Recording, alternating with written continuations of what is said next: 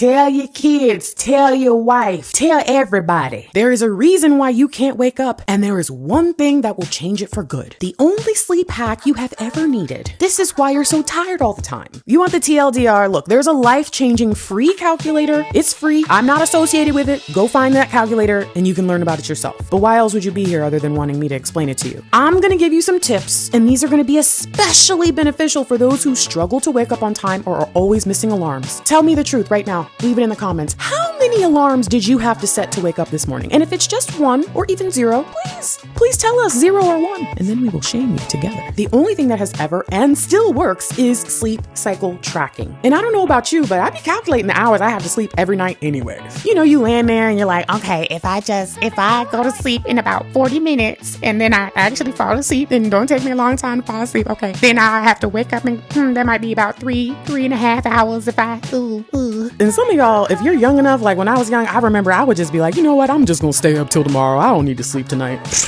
Because it's already 2 o'clock in the morning. I'm probably not gonna wake up if I go to sleep right now. So you know what, I'm just gonna stay up. And I used to do that all the time. Oh my gosh. I don't know, I've had this problem since elementary school, and I didn't understand till I was in my 20s what was happening. Ever since I discovered this trick, I've gotten more restful sleep and I rarely have trouble waking up. I no longer worry about how many hours of sleep I'm going to get. I just focus on how many sleep cycles I can complete in the time allotted. I want you to imagine transforming your sleep into a rejuvenating ritual, maximizing your energy, sharpening your mind. The secret lies in harnessing the power of your body's natural rhythms, particularly through understanding REM cycles. So instead of obsessing over the total hours you sleep, you focus on the magic of 1.5-hour cycles. This simple shift could be a game changer in how you feel and function daily. Now, in the past, this was introduced to me by a coworker who was a mother and a teacher, and she had started a health journey for herself, and we all wondered, like, how are you doing all this stuff? And she showed me this site called Sleepy Time. So it's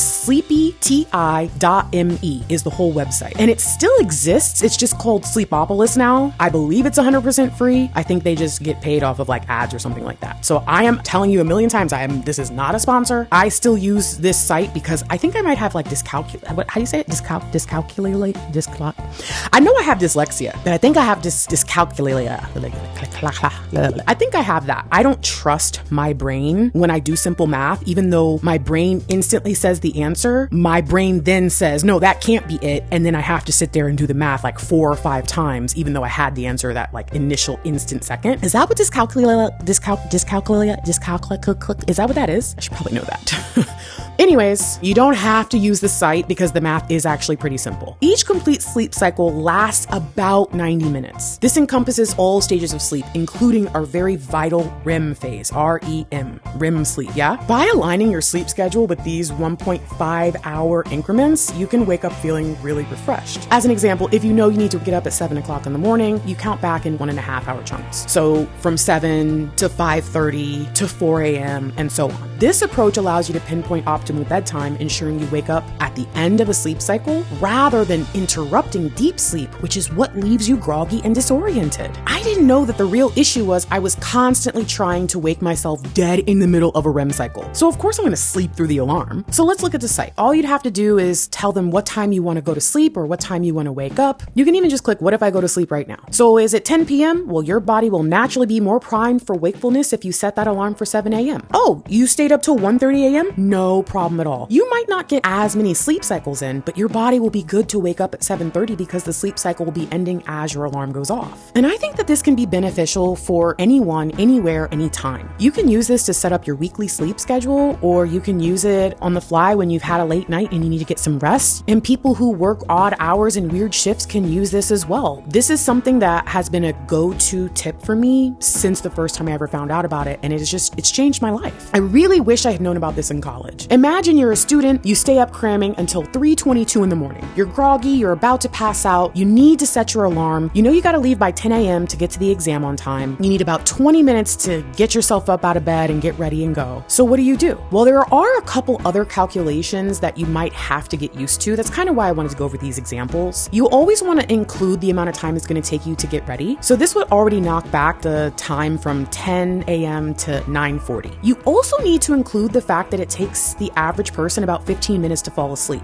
And for someone like me who had insomnia for a really long time and really disordered sleep, this sounded wild to me. But over the years, it's become more and more true. In the times where I'm just working within my schedule properly, I actually fall asleep pretty quickly, which is bizarre to me. I never thought that would be possible for this particular brain that I have. I mention this to you because I do want you to be able to include that math on your own. So if you notice that your sleep cycles might be a little bit shorter or a little bit longer than 90 minutes and you're able to replicate those results, or if you notice that it only takes you about 5 minutes to fall asleep, then you can adjust for that as well. In this case, if you're that student that was going to bed at 3:22 in the morning, you'll notice that you can actually get 4 full sleep cycles, which is not a terrible night's sleep. If you set your alarm for 9:40 a.m., you should wake up feeling just fine and ready to take that exam. All right, let's think about somebody else. Maybe we've got a new mother. They have to wake up to feed their baby at 4:30 in the morning. Depending on what time she tries to go to sleep in the evening, she knows she wants at least 3 hours of sleep minimum. 3 hours is 2 90-minute sleep cycles. Obviously, as long as she goes to bed about 3 to 3.5 hours before her wake-up time of 4:30, she should be fine. But if there is a chance that she could go to bed a little bit earlier, remember, the purpose of this is not just to set a good alarm. This is about making sure that you can wake up and not feel terrible. This mom is lucky that the baby's on a schedule, right? But still, having to wake up at odd hours like this during those early parts of your child's life can be really taxing on the body. So I think this is a great tip for new parents to try. By using this calculator, this new mom now has several different bedtime opportunities that will afford her the rest that she needs and give her the peace of mind and energy to really be present for her feeding. Now, what about a doctor? Maybe they work those shifts where it's like 7 days on, 7 days off. So whenever they get home after their week-long shift, that first day off, they usually just sleep in. Maybe they get home and do all their stuff, and by 9 a.m., they usually pass out. They know that they typically sleep for 9 to 12 hours. Here's where things can get interesting. You might say, well, if they're gonna sleep in, why don't they just sleep in? Sometimes we have an awareness while we're resting, and we wonder like, oh, what time is it? Did I sleep too long? Is it earlier than I think? And so even if we are sleeping in, it can be good to set an alarm, even if it's at the end of like that 12-hour shift. Why? Because if that person decides in that moment, you know what, I'm just gonna lay in bed and keep my eyes closed for a couple extra minutes, but their body isn't physically tired, they may end up slipping into a REM cycle and then waking up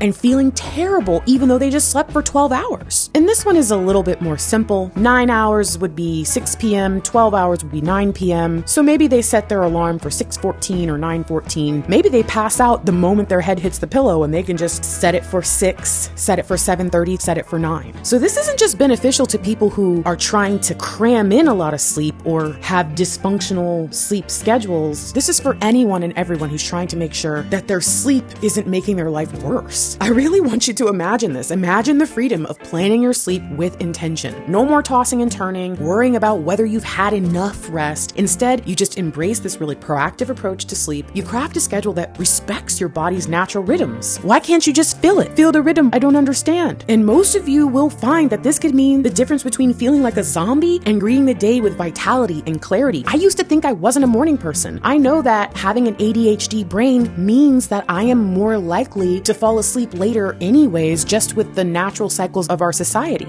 This hacked my ADHD brain. This is beyond my understanding sometimes of how simple it was right in front of me all along. Because again, it is not just about how long you sleep. It's about how well you align with the cycles that your body craves. Embrace the 90-minute sleep cycle. Embrace this method. Unlock the door to truly transformative sleep. Tell your kids, tell your wife, tell your doctors, tell your friends, tell your boss, tell everybody. Okay, so like, what are your tips for better sleep? Do you have like a sound box or like blackout curtains? Do you keep your room really cold? Like, what else do you do that would make me feel really good if I also did it? Because I only love my bed and my dog. I'm sorry. Like, do you guys get it? It's like I'm Drake.